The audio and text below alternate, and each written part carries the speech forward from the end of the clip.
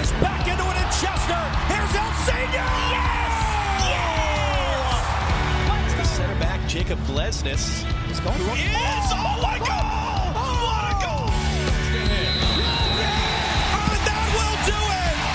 One of the best comebacks in recent years. 3 unanswered by the Union, and they go into the Gold Cup break, winning it 3. Hello and welcome to the Free Kick Podcast. My name is Todd. Well, I'll tell you what, it feels so good to be back home from vacation, being back behind the microphone, talking about the Union, everything else in the MLS world. Just being home honestly feels so good and everything. I mean, yeah, it's always nice, to go away and have a vacation. But after watching 2 Union games on vacation, it's like, man, this feels weird not recording right after a game's over. It feels weird not taking notes, just sitting there and actually enjoying a game.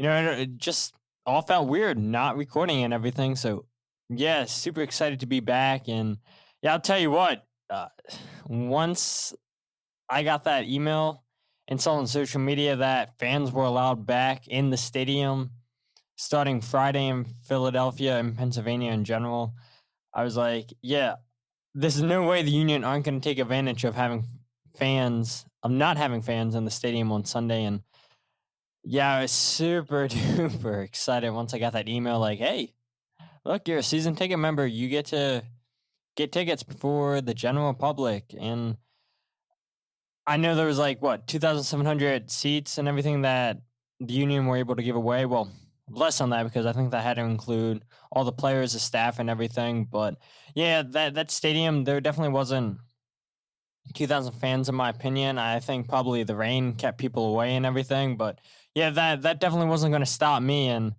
man, just what a great time it was to be back in Subaru Park last night. And I'm sure you guys that attended feel the same way. And I'll definitely talk about the Union versus Impact game, but I want to focus on the phenomenal job that the Philadelphia Union did, making sure fans and staff were safe all night long.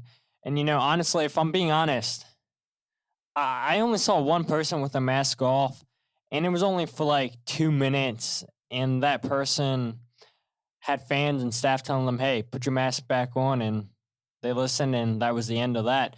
And I sat in the river end, so I don't know how it was in other sections throughout the stadium, but that's only one person I saw.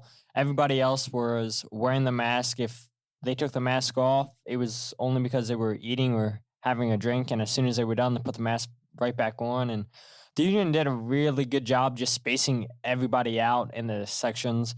Didn't see anybody, seat hopping. Didn't see anybody that didn't come in with a party and just try to get on top of each other and everything. I was surprised, honestly, that people really followed the rules, and the Union did a good job just having things in place, making sure everybody's safe as possible, whether that's us, the fans, or whether it's the game day staff. They did a really good job directing traffic inside the stadium where it was one way in each direction and everything, so people couldn't be walking head-to-head at each other and everything. It was separated by little dividers and everything. And yeah, I just think the Union did a terrific job where you had high flow areas, where you had high touch areas. There was always somebody there disinfecting as soon as somebody touched something. So whether you were in the concession, whether you were in the team store, the Union did a really good job just wiping down everything as soon as somebody touched it and everything. And I felt completely safe, and I felt very, very comfortable with the measures that the Union had in place. And like I said, I didn't see all but one person have the mask off for 2 minutes. Other than that, no problems. I think everybody did a good job following the rules that the Union had in place. And, I would say if you're on the fence about going, I think if the opportunity presents itself for the next home game, you got to go. And, I'm sure you can check on Twitter where people sat in different sections and everything. I can only, speak on sitting in the river end or going out to the concession stand or walking by the team store. And that's another thing too. You didn't have too many people just wondering about like you would on game days and everything. And I saw nobody tailgating, which you weren't allowed to tailgate. I just, 99.9% of the people follow the rules, I would say. And, yeah, you would like 100% of the people, and because it's always that 0.1% of people that are going to ruin things for everybody. But, like I said, just one person. Other than that, everybody did what they were supposed to do and felt completely safe. I have no problem going back to this next home game against Toronto, which hopefully fans will be allowed back and everything. But yeah, I mean, like I said, if you're on the fence because you weren't sure, if people were going to wear the mask, if they were going to follow the rules, yeah, people definitely respected what the union had in place and everything. And, for the people, like I said, that had the mask off, the person that had the mask off, I should say, whether it was fans or whether it was the security guards and everything, they're like, hey, put on your mask and listen. And that was the end of that. So just super excited, super happy that the union did a phenomenal job doing their best to keep everybody safe. And hopefully, like I said, we can have fans again at the home game against Toronto and everything. But that's everything really. Just I want to talk about, fans back in the stadium. I know I'll probably talk about that a little bit later on in the episode and everything. We have a jam-packed episode. So let's just go straight into the news.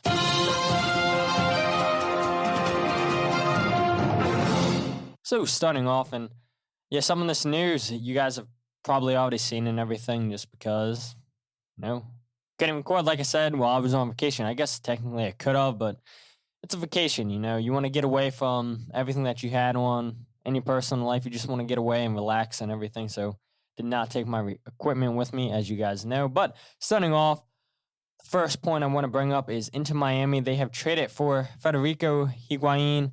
In exchange for Federico, Inter Miami have traded $50,000 in GAM to DC United. So the Higuaín brothers are finally playing together in MLS. And yeah, it's crazy. I'm sure Columbus Crew fans thought, yeah, if we ever get the second Higuaín brother, Gonzalo, he's definitely going to be playing with Federico here in Columbus Crew. And look, now the Crew fans are seeing Federico, Gonzalo, Higuaín, and Will Trapp not playing for Columbus Crew. They're all playing for Inter Miami. So, yeah, for all the Columbus fans, that's got to be such a weird sight to see, like, club legend like Federico Higuaín not there anymore.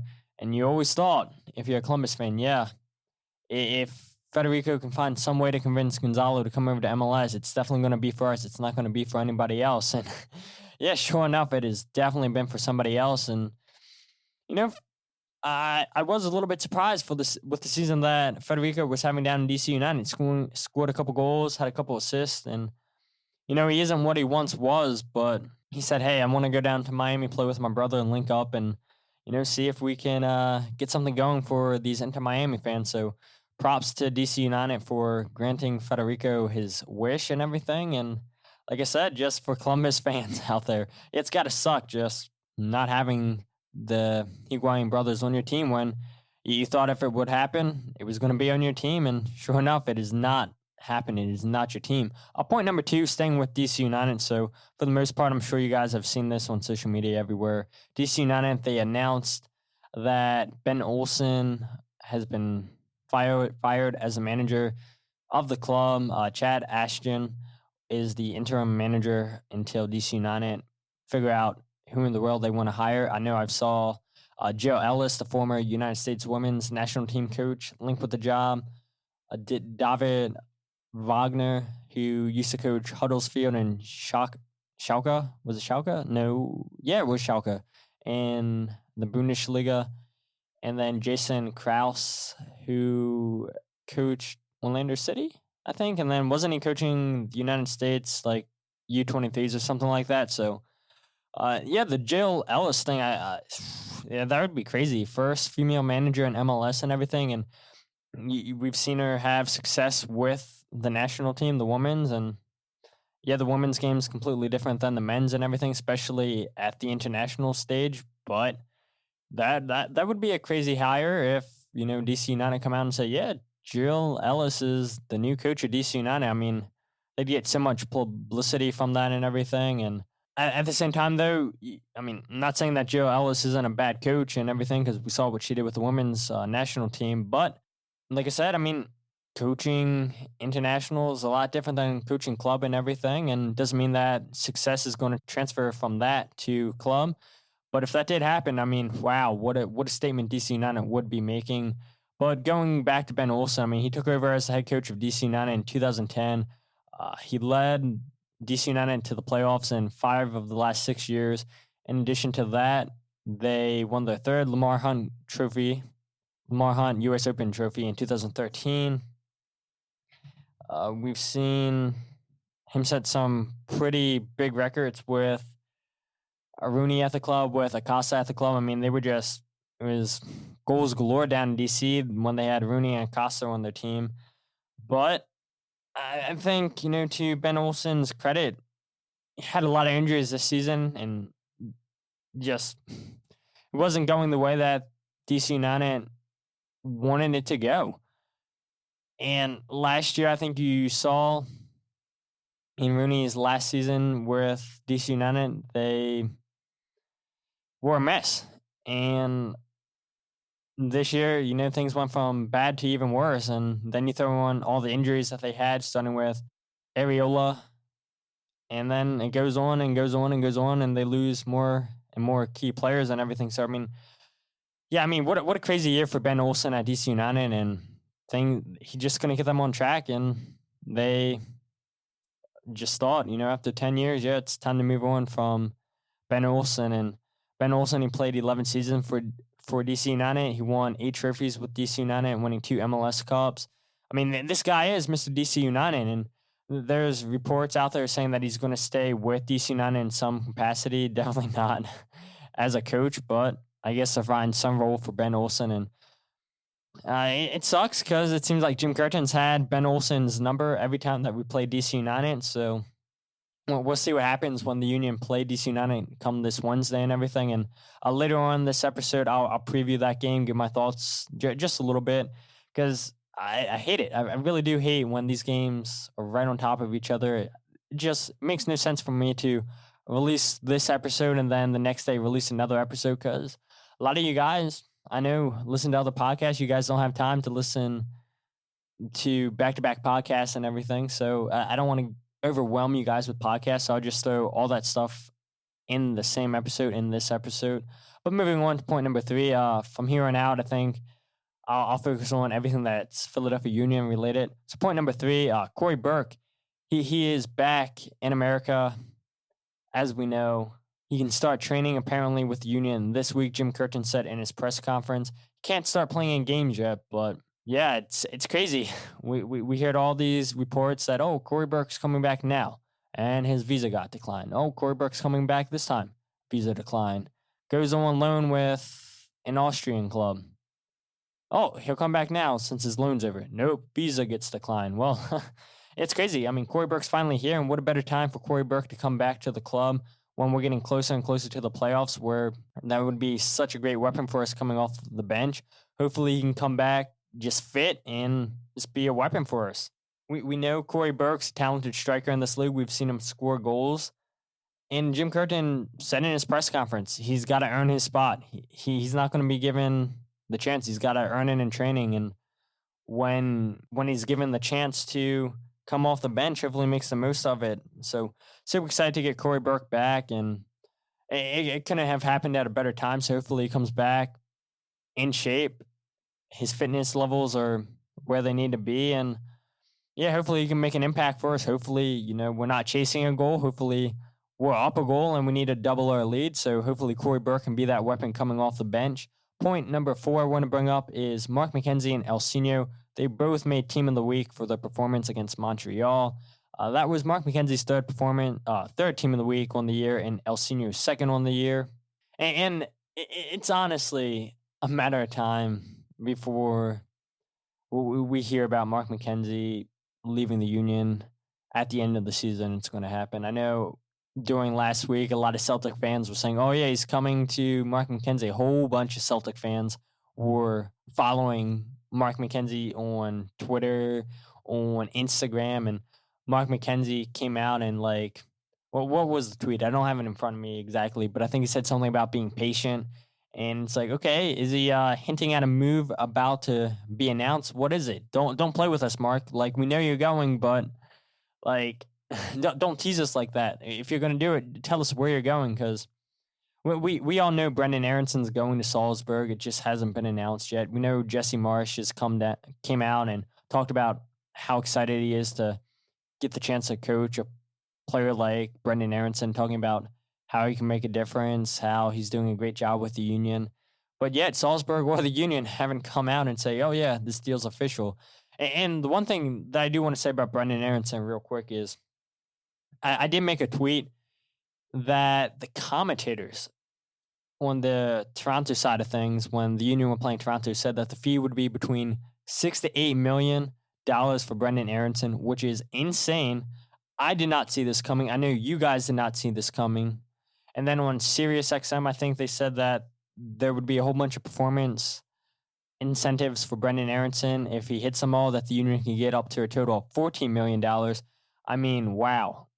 Will we see $14 million? Who knows? You know, that would all be on Brendan to hit those incentives. But if we get $6 to $8 million for Brendan Aronson, we're definitely not getting a sell-on clause, because that's a good chunk of money for a player that's never played in Europe before. But this kid has all the talent in the world, and I've said it myself. You know, I thought between $4.5 million max for Brendan Aronson. And then the Toronto commentators come out and drop a bombshell, and wherever they heard it from, they're like, yeah, between $6 to $8 million Salzburg is going to give the Philadelphia Union. That is a massive amount of money. Hopefully it's true and everything. Again, it's only a rumor we have, but I feel like why, especially being a Toronto commentator, why would you come out of all people and say, yeah, I know the fee's around $6 to $8 million for this player that's not even a Toronto FC player? So hopefully we hear something soon. I feel like once the Union, hopefully they win MLS Cup, hopefully that's when they announce this. But I feel like if the Union get knocked out of the playoffs early, hopefully that doesn't happen. That's when the Union will announce a deal has been agreed with Salzburg, just so the team doesn't get distracted. But you know, the players know what's happening and everything. But yeah, I guess the team doesn't want it out in the media right now, and when they want it out, they'll come out and say it. But point number 5 I want to make is something that really bugged me last week, and I was like, I'm not going to give all my thoughts on social media. I'm going to save it for the podcast. So we all know Jose Martinez is now on international duty with Venezuela, and I definitely have some strong opinions on that.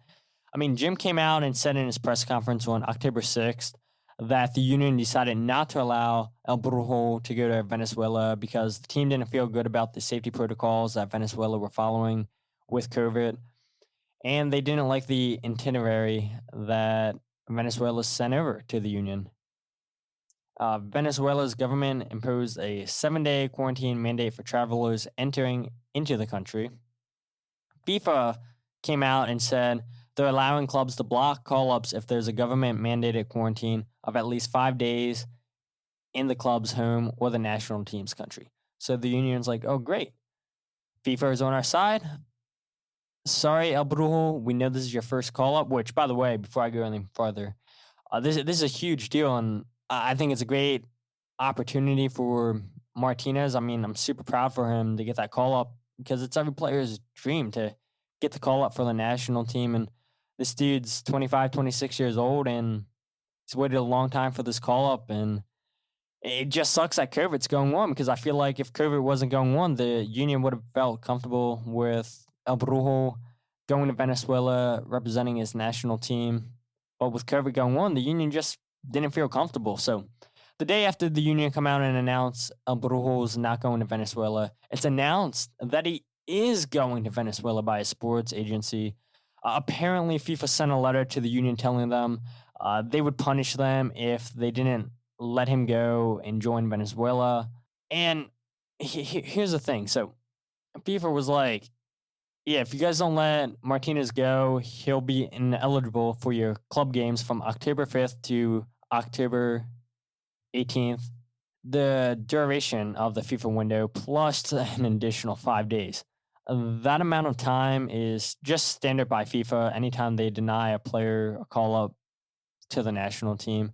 And then they also offered a formal sanction. So who knows really what that is, what exactly the punishment was. I'm getting my information from Jonathan Tannenwald of the Inquiry. I'll link the article in the show notes and everything if you guys want to read that for yourself. So basically, El Brujo would return October 14th, and then MLS requires its players to quarantine for 10 days upon entering the United States, which means he won't be able to play in the Union's next 4 games since we've just passed Montreal. So that means October 28th would be the next time we get to see El Brujo play for the Union. So, and yeah, it's just crazy because you look on October 9th. So like I said, the Union said October 6th, El Brujo is not going. October 7th, Venezuela announced that El Brujo is traveling to play with the national team. And then on October 9th, Venezuela, they took on Colombia, and Martinez doesn't even make the game day roster. So I tweet out, of course, after getting FIFA involved, Venezuela don't even include El Brujo on their game day roster. I'm not sure if El Brujo had a quarantine or not, but if he didn't, then this is not a good look. John Rojas, who is a freelance journalist, he replied back to my tweet and says he didn't quarantine. He arrived in Venezuela yesterday, Thursday, October 8th. He barely trained. Plus, FIFA wasn't involved because there was no agreement under the rules to deny him to attend his national team call-up. So I was like, okay, cool. Thanks for that information. Didn't try to come off mean or anything like that. But, yeah, I was just like, on Twitter, this can't be good for El Brujo. Jim mentioned health and safety was the number one reason, the number one reason why they said, yeah, he's not going to Venezuela. And I don't blame him. I don't blame Ernst. And then his agency go on a campaign rampage after the Union announced, yeah, he's not going, saying, oh, yeah, he like, it's his dream and everything. Yeah, he's disappointed and everything, but he's going to give 100% to the Union. And just remember, Ernst Tanner signed Matej Orvats because he was seen as the starter over El Brujo. El Brujo was seen as the project. And like I said, I mean, super duper proud that El Brujo got this call up. But I don't see, like, I honestly don't see that this would be the only chance that he would get caught up with the national team if he continues to play the way that he's playing. I mean, as an England fan, I remember when there was a time when Brendan Rodgers, when he was managing at Liverpool, he just didn't want to release Liverpool players anymore to England because Roy Hodgson kept injuring them in practices, in games, and Liverpool were missing Daniel Sturridge. It seemed like every international call-up. And, yeah, Daniel Sturridge was a big player for Liverpool. Jordan Henderson was coming back injured, and Liverpool and England, they did not have a good relationship because the players kept coming back injured, and Brendan Rodgers wasn't keen on releasing Liverpool players to go play for England because he's like, hey, look, you guys are more important to us here at Liverpool than you are for England because obviously Roy Hodgson doesn't know what he's doing. Something's going wrong in the training sessions because you guys are training fine with me, but every time you guys go away with England, you're coming back injured. And just all the Venezuela fans that are complaining about the Union, about MLS, let's take a minute here and be honest. And, like, I don't mean any disrespect at all, but without Martinez moving to the Union, he would never have got the call up to represent Venezuela. I mean, he's 25, 26, like I said, he was playing in the Venezuela League. And again, no offense, but that's a massive downgrade over MLS. He came over to MLS, like I said, as a project. And I think that's pretty telling. At 25 years old, you're labeled as a project, not even a starter. At that age, you should definitely be starting. And Ernst Tanner said, yeah, he's going to be a project. And he comes over and impresses really, really well with the Union. And he impresses so much that Venezuela take notice and decide, yeah, we're going to call him up. And it sucks that COVID's going on, but yeah, we're going to give you a chance. And then the first game doesn't get a chance because he barely trained with Venezuela. But even then, I mean, I feel like you could have given him 5-10 minutes just to see what he's got. But I guess they didn't feel comfortable including him on the game day roster. And just my thing is, and again, no offense, because I feel like I'm coming off harsh, and I'm really not trying to. Like, I don't mean any offense at all, but if El Brujo was that good, then he would have been in Europe by now. He wouldn't have come from Venezuela to MLS. A team in Europe would have signed him. It's just facts. And the Venezuela fans, they act like Martinez would have been the saving grace for their team. But there's other players that play the same position as Martinez that are ahead of him. And because of that, maybe he won't ever get another call-up. So maybe that's why he felt so strongly to go and represent Venezuela now, because he feels like, yeah, my chances are slim. But like I said, if he keeps playing good for the Union, injuries happen all the time, and who knows what the future holds. And I feel like he definitely would have got more call-ups. But, it is what it is, and hopefully he gets his chance against Paraguay tomorrow. Well, today, I guess, technically, if you guys are listening to this episode on Tuesday. So, I mean, it is what it is. I'm not excited about the situation and everything. It's definitely iffy and everything. I mean, it sucks that Venezuela got FIFA involved and FIFA threatened the Union. And I'm sure Martinez has a good relationship with the Union, but at the same time, we've seen the Union not really put up with these kind of situations where people have bad attitudes and everything. So who knows what's going to happen with Martinez? Maybe nothing happens. Maybe I don't know. Maybe I'm making something into nothing, but yeah, I don't think this is going to be the only time we hear of this. And in November, there's another international call-up, and we could be going down the same thing again. And the last point I want to bring up is you're seeing players in Europe go away on international duty, and they're testing positive for COVID. We just saw today, on Monday, I'm recording this, Raul Rudiez of the Seattle Sounders, a striker that plays for Peru.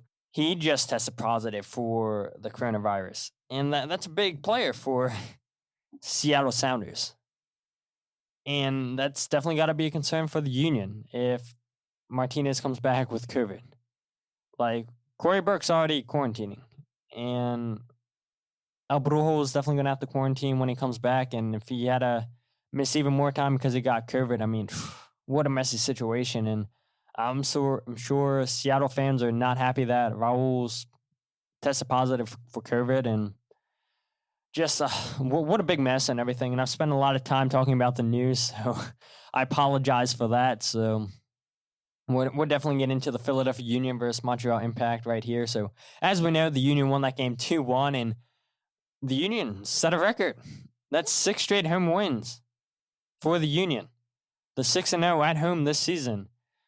I mean,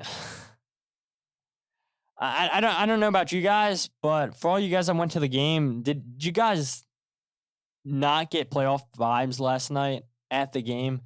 Like, it reminded me so much. A Sunday game, just like it was against the Pink Cows when we played. A rainy game. I know we played them more in the afternoon, heading into the evening, where this game was in the evening.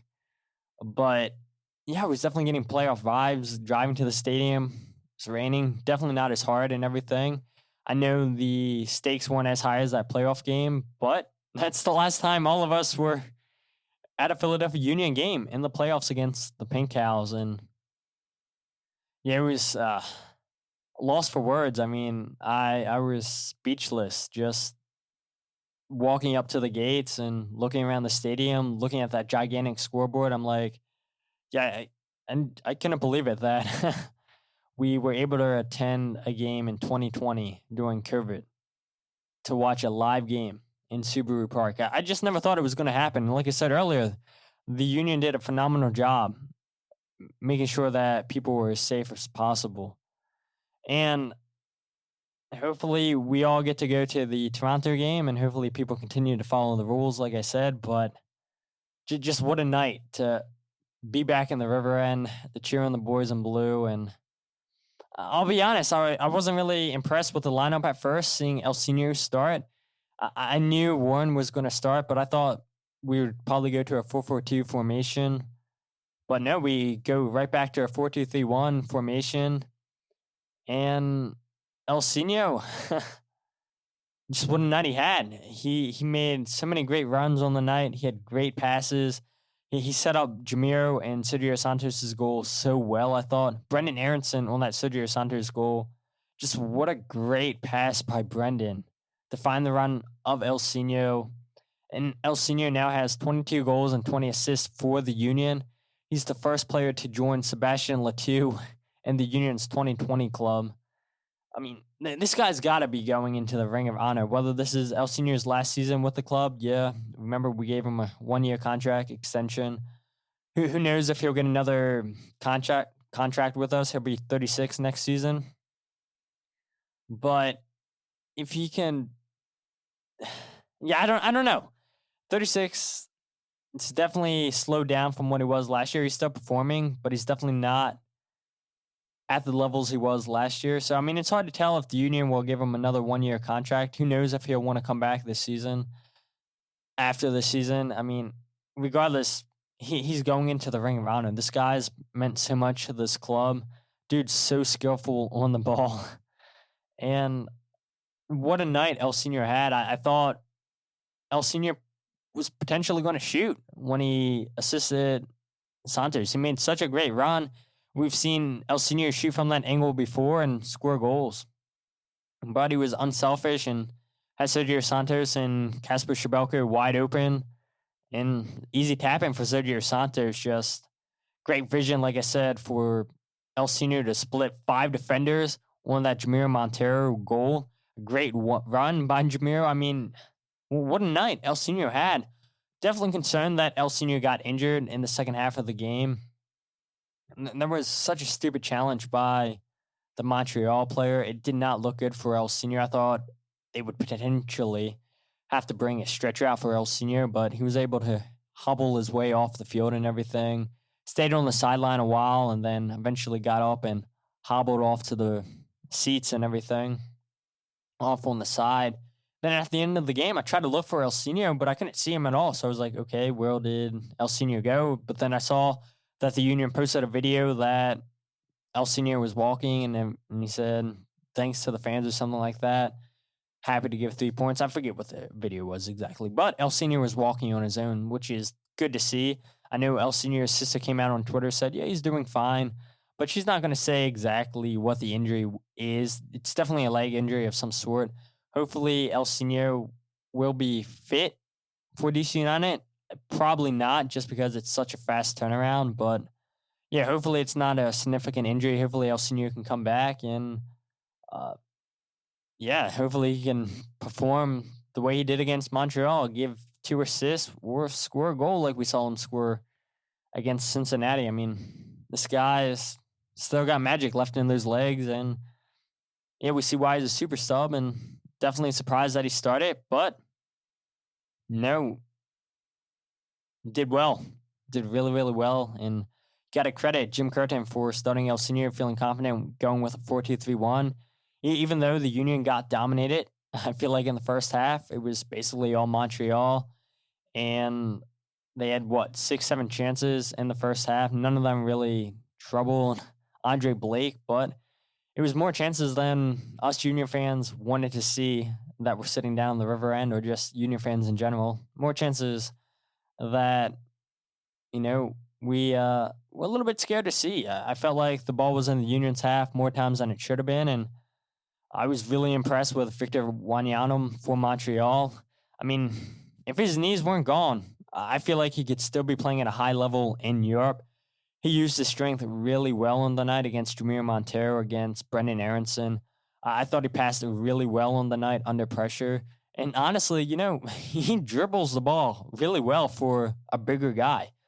He had himself a really good night for Montreal. Had a couple shots. Andre Blake saved a shot directly right at him by Wanyama. And I'm thinking to myself, I'm like, yeah, you're not, this isn't Liverpool, Wanyama. You're not going to score a banger like you did against Liverpool a couple seasons ago when you were playing for Tottenham. But yeah, super impressed with Wanyama, and you can tell the dude has talent, just his knees aren't there. That's why he's not playing in Europe anymore, because this is the kind of player that Jose Mourinho loves, a strong number 6, and that's exactly what Wanyama is, and that's exactly what he brought last night for Montreal. what else? I mean, there's so much about this game that I thought went so well for the Union. A lot of things that I was super impressed with, especially with the Union, the way that they pressed in the second half against Montreal. We saw that Montreal was starting to tire. I know the Union in the first half stole the ball off of Montreal quite a few times, and in the second half that continued. Total, the Union stole the ball off of Montreal 14 times. But definitely in the second half, the Union really couldn't press that much in the first half. Like, I know they wanted to. I'm sure they didn't expect Montreal to have the amount of possession that they had. They probably didn't expect them to come at them and attack as much as they did in the first half. But second half, I feel like it was all the Union. And yeah, it was crazy because as soon as the game started, the Union had a chance to score within the first minute of the game through Brendan Aronson. And I know I talked about Brendan's pass to Ilsinho for Sergio Santos' goal, but man, just seeing this guy live in person from 1 year ago, you could tell he's put on good muscle mass. He's so much more confident on the ball. He's not afraid to take players one-on-one. He knows exactly what he's going to do, where last year I feel like he was indecisive at times and everything when he got the chance to go one-on-one, especially when it was around that penalty area. I mean, who knows? I mean, who knows? We know. After the season, Brendan's definitely gone to Salzburg, but hopefully we can keep going to a couple more home games. And for you guys that didn't go out to the game, you got to get out there and see Brendan one more time in person because, man, he looks great on TV, but he looks even better in person. And it's going to be sad when we lose Brendan, but just to see the progress this kid's made from even that Toronto game, that Pink Owl game, just to see the progress he made from that game to where he's at now is just incredible. And yeah, what a player Brendan is, especially watching him live. Jack Elliott, just phenomenal again on the night. He's just a really tough guy to dribble at directly because his legs are so long. I know Bojan had a couple chances to go at him, and Jack just sticks his leg out like, nope, you're not getting by me. And surprisingly, he's decently fast for a tall guy. And I guess, those long legs come in play and everything. He can make up steps and everything. But, man, just so good to see Jack Elliott get the start and just have a strong night defensively, especially with Mark McKenzie, who I'll talk about here in a little bit.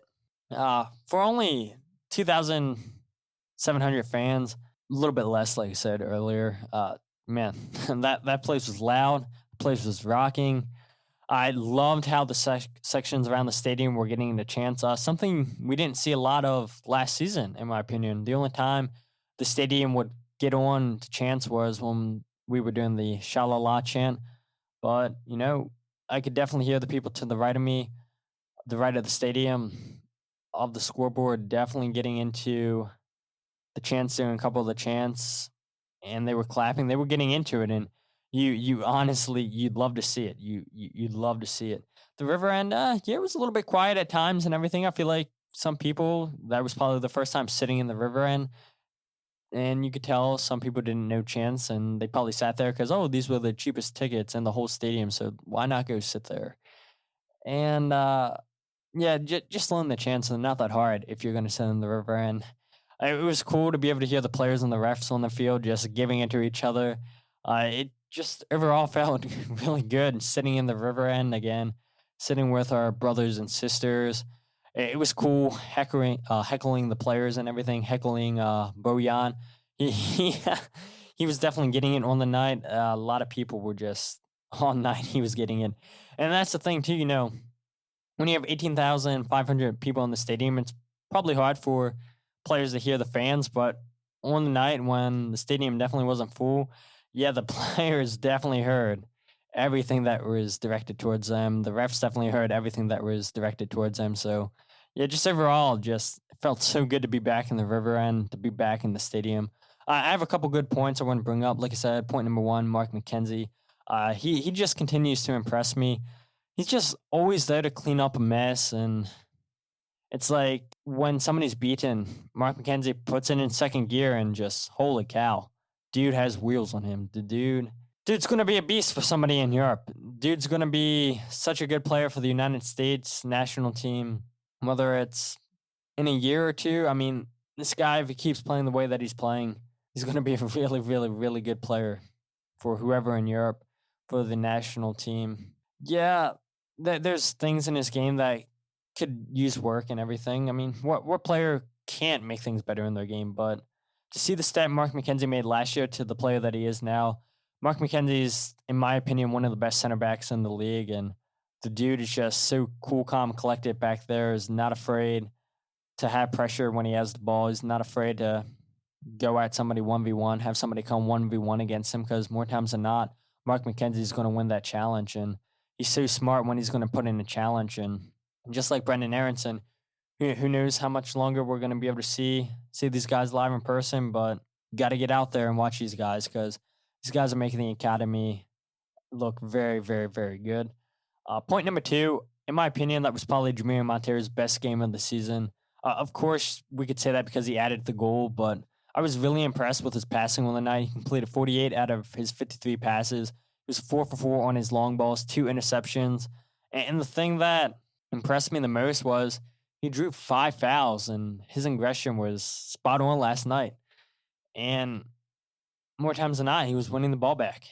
And what's even more impressive is he was playing as the second number 6 next to Ali and everything, and he gets his goal. As a number 6, he sees, look, nobody's running into the space. I might as well move up. None of the Montreal players are following me, and makes a great run and even better finish. And Jamir, to his credit, he's like, yeah, I haven't been adding the assists. I haven't been adding the goals. My aggression hasn't been what I want it to be. And he came out and said, yeah, I want all 3 of those things to be better. And he had such a great game last night. That's what playmakers do. And in the attacking half, they draw fouls. And Jamir did a really good job getting Montreal players to get yellow cards and just to go at guys. And he was not afraid to dribble 1v1 against people. Jamir was definitely at his best on the night. Point number 3, again, like I said earlier, the Union, in my opinion, they were definitely dominated in the first half. Montreal, they had more of the ball, I feel like, in the Union's half than the Union had in Montreal's half in the first half. But somehow the Union find a way out of all that mess to get a goal. And like Jim Curtin says, the best teams in the league find ways to score goals. And that's exactly what the Union did on the night. And I just have a couple bad points I want to bring up. And honestly, I'm probably nitpicking. I mean, you guys be the judge of that. Point number 1 is Warren Creavalle.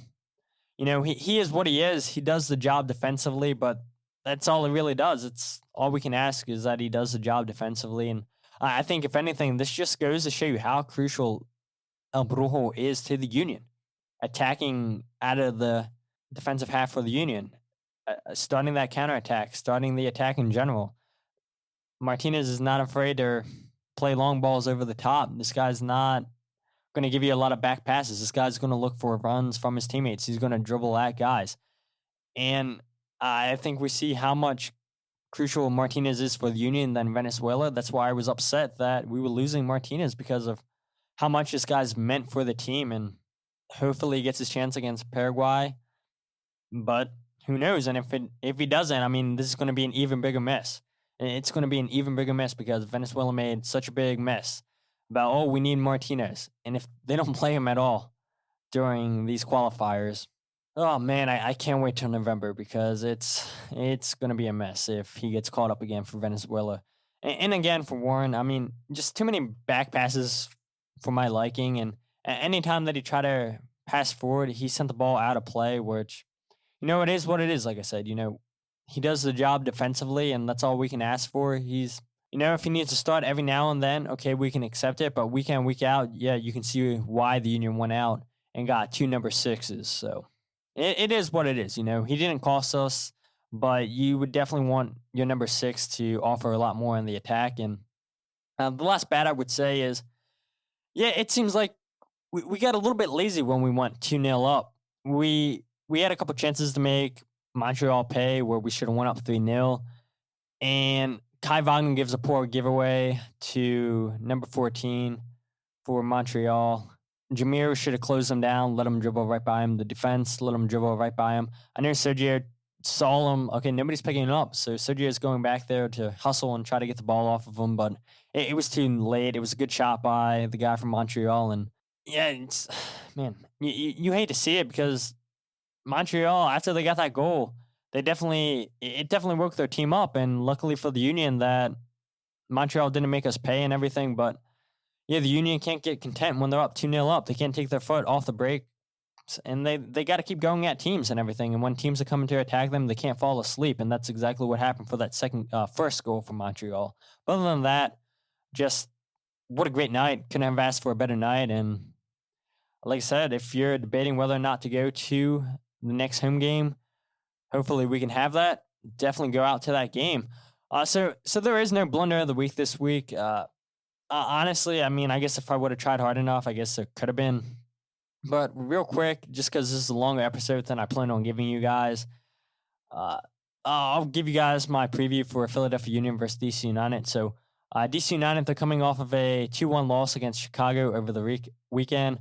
DC United, they currently sit in last place in the Eastern Conference with 2 wins on the season. They did recently get their DP signing Edison Flores back from injury. Last time we played DC United, we won 4-1, and honestly, yeah, with them firing Ben Olson, I'm really not sure what to expect this time around from DC United. They do, like I said earlier, they have a ton of starters out for the rest of the season. They really have nothing to play for this season other than to try to mess teams seating up for the playoffs. So I think this could be a motivating factor for DC United to try to ruin the fun for the Union, try to mess things up for them going into the playoffs, trying to get the Supporters Shield, trying to get the number 1, number 2 spot in the Eastern Conference. So, yeah, other than that, DC United really don't have anything to play for. Like I said, Edison Flores is back from injury, and I feel like DC will potentially start him. But again, he's coming off a long layoff, so who knows what DC decides to do. He was lively when he came off the bench for DC United against Chicago. He was creating a ton of chances, whether it was for himself or for his teammates against Chicago. And with a interim manager for DC United, it's just hard to tell exactly how DC will alter their play, if they will at all. I know DC were comfortable attacking down the left and the right flanks because they have good wingers in Asaid and Julian Gressel. Canals, for the most part, I thought he did a really good job protecting the back line for DC United, while Pines and Brilliant were both solid on the night for DC United. That's the 2 center backs for them. Chicago, their 2 goals came off of set pieces from headers. One was from a free kick and the other was from a corner kick. And yeah, I think for the Union to see another victory against DC United, the 3 keys for a victory would be, number 1, just make DC United pay on the counterattack. We know the Union are really good on their counterattack, and that's exactly like I said. Well, I didn't say this to you guys, but Chicago, they had chances on the counterattack against DC United. They lacked that finishing product at the end. The Union, they scored 2 counterattack goals against DC United when we played them in Subaru Park when we won that game 4-1. Sergio and Aronson were both the goal scorers on the counterattack. Point number 2, you got to make DC United pay on those set pieces. Like I just finished saying, DC United gave up 2 set-piece goals against Chicago, one coming from the corner kick, one coming from the free kick. The last time that we played DC United, we scored a goal, our first corner kick in forever, against DC United from a corner kick. Casper scores a goal. And not only that, but Casper had a couple of other chances. Jameer was playing some really good balls into the 18 against DC United when we played them. And yeah, I think the Union are definitely going to have to continue with that game plan because, yeah, DC really do struggle to attack set pieces and they struggle to defend set pieces. So, yeah, you've got to make DC United pay on set pieces. And then point number 3, the Union, they've got to shut down Julian Gressel. This is one of the best crossers of the ball in the MLS, in my opinion. We know he scored a goal last time out. Andre maybe could have done a better job keeping hold of the ball, but it was raining on the night and everything. So hopefully Kai Wagner can do a good job to shut down his buddy on the right side of the field for DC United. But we've seen plenty of times Julian will switch over to the left side of the field. And DC, I mean, they're comfortable attacking from the left and the right side of the field. And yeah, just take care of Gressel, and I think the Union will definitely take care of this game. It's kind of hard to predict what's going to happen because you don't know how DC United are going to play. Hopefully, Ilsinho, like I said, is good. I wouldn't expect Ilsinho to start either way. But, man, it is hard not knowing what DC United are going to throw at you. And I'm sure Jim and the coaching staff are probably struggling with that as well. So, yeah, if I got to give a prediction, I'm going to say a 2-1 grinded out victory for the Union. I think the Union will score the first 2 goals on the night, and then DC United will get a garbage goal. But, if the Union do score the first 2 goals of the game, it could potentially be a blowout like we saw last year in DC and like we saw at Subaru Park this year. But, yeah, that's my prediction, a 2-1 victory for the Union. And, if you guys aren't following the podcast on Twitter, Instagram, and Facebook, follow at Free Kick Pod. Check out the podcast, The Free Kick, Todd Lewis, wherever you get your podcast. Check out the website, thefreekickpodcast.com.